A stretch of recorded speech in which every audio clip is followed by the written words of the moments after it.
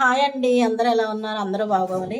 చూడండి, నేను ఇప్పుడు టమాటా పచ్చిరొయ్యలు అండి. కర్రీ చాలా బాగుంటుంది. పులుసు పెట్టుకోవాలి. టమాటా పచ్చిరొయ్యలు రాత్రి తీసుకొచ్చి ఒలిసి పక్కన పెట్టింది. వెన్ని కూడా తీసేసానండి. చాలాసార్లు చెప్పాను కదా అని వెన్ని తీసేసాను. ఉల్లిపాయలు పచ్చిమిరపకాయలు కావాలండి. కొంచెం సాల్ట్ సరిపడా, కొంచెం మెంతిపిండి కావాలి, కొంచెం పసుపు, ఇదిగోండి ఎల్లుల్లిపాయ, అల్లం కావాలి, టమాటాలు, చింతపండు, కొంచెం వాటర్ కావాలి, సరిపడా కారం, సరిపడా నూనె కావాలి. ఇప్పుడు మనం స్టవ్ వెలిగించుకుని బాండి పెట్టుకున్నాము. ఆయిల్ పోసుకోవాలండి. కొంచెం వేడెక్కనివ్వాలి ఆయిల్. ఇదిగోండి ఆయిల్ ఇలా వేడెక్కింది కదా, ఇప్పుడు మనం ఉల్లిపాయ ముక్కలు వేసుకోవాలండి. ఇందులో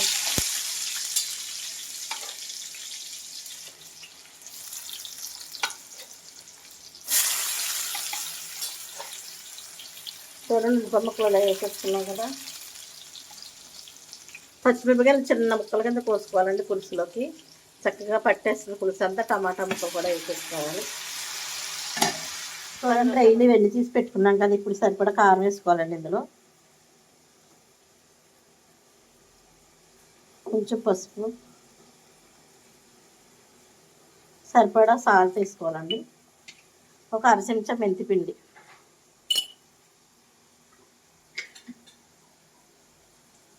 ఇదిగోండి అల్లం వెల్లుల్లిపాయ పేస్ట్, ఇవన్నీ ఇందులో వేసి కలిపేసుకోవాలండి. ఇలా చేస్తుంటే నూనె ఊరిపోతుంది. చూసారు ఎంత టేస్టీగా వస్తుందో రొయ్యలు టమాటా పులుసు. చూడండి, కలర్ఫుల్గా ఉంది. ఇప్పుడు ఇలా మగ్గిపోయిన దాంట్లో వేసేసుకోవాలండి. వేసేసి మళ్ళీ ఒక 10 నిమిషాలు సిమ్లో పెట్టి వదిలేయాలి. చక్కగా మగ్గిపోతుంది. చింతపండు ఇలా పుసుకు పెట్టుకోవాలి. వాటర్గా పెట్టుకున్నాం కదండి, చక్కగా మగ్గిపోతున్నాయి. కొంచెం వాటర్ పోసుకోవాలి.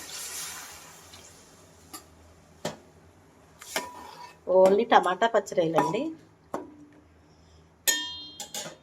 అలా వదిలేయాలి. ఒక 20 నిమిషాలు వదిలేస్తే చక్కగా తయారైపోయింది. హాయ్ అండి, చూడండి చక్కగా ఉడికిపోయింది. ఇప్పుడు చింతపండు పులుసు పోయాలండి.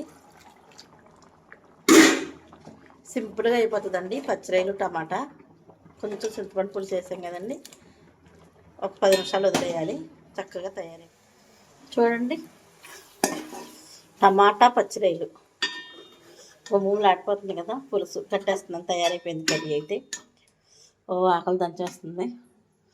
ఓ నోరు ఊరిపోతుందండి కర్రీ వల్ల. చక్కగా చేసుకున్నాం కదా. వేడి వేడి రైస్ కొంచెం చల్లారి పెట్టాను, ఎందుకంటే కలపడానికి వీలు అవ్వట్లేదు. రెండు వేడి కదా. పులుసు కదండి, చాలా టేస్టీగా ఉంటుంది. అమృతంలా ఉంటుందండి ఇది. టమాటా పచ్చిరొయ్యలు అంటే చెప్పక్కర్లేదు.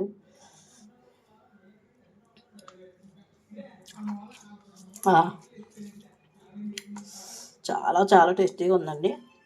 మీరు కూడా ఈ ప్రాసెస్లో టమాటా పచ్చిరొయ్యలు చేసుకునేలా ఎంజాయ్ చేయండి. చాలా బాగుందండి, సూపర్ ఉంది.